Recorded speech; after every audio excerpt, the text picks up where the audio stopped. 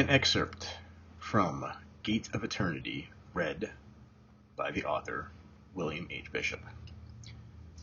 With no way to measure how long he had been in the waiting area, Timothy forced himself to think about something other than the oppressive heat. He glanced at Earl, who was still somewhat confused about where he was and why. Timothy wondered if he had been the same way upon his arrival. Finality sets in quickly, he thought. "How long do we have to wait?" Earl asked. Perplexed by the strange question, they all stared at him. None of them had given much thought to how long they would have to wait before it was their turn to be dragged into the blazing inferno. Perhaps it was due to not wanting to accept their fate, or maybe it was the misguided belief that contemplating that moment could somehow bring about their turn. They had not spoken about it. "Well," Earl persisted, "how long?" "Long enough," Grandma answered. "What's that supposed to mean?" he asked. "It means you wait until it's your turn," Cornfed said. "And there ain't no way to know when it's your turn until—" His voice trailed off as he shifted his gaze to the glowing gates. Earl thought about that for a moment. "So like you said when I got here," he looked at Styx, "we just wait." "Exactly," Styx said. "It's part of the torment," Timothy said. "I suppose it is, young feller," he said. Then, thinking about it for a moment, he asked, "Ain't you a bit young to be in a place like this?" "Apparently not," Timothy said. "What'd you do to end up here?" Earl probed. "I don't know." "Humph," Earl sneered.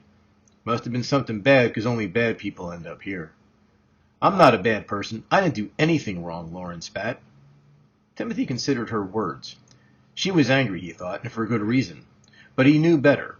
He knew they did, in fact, deserve to be there, but he was unable to speak of such things in this place. "Well, I know what I did," Cornfed announced. "Ain't no taking that back, either. This is the price I gotta pay." He didn't dispute his fate. For some reason that Timothy could not comprehend, Cornfed was accepting of this place. "As I said," Grandma added, "it's simply a matter of fate." She shook her head. "I've lived a long life. Didn't really do anything wrong. Spent a lot of time volunteering, too, but I ended up here." "I know I didn't do anything wrong," Lauren shot. "I was in college with my entire life ahead of me until—" A shadow landed in their midst. Standing between Styx and Cornfed, her face was covered in confusion. Never seems to be a shortage, Timothy mused to himself.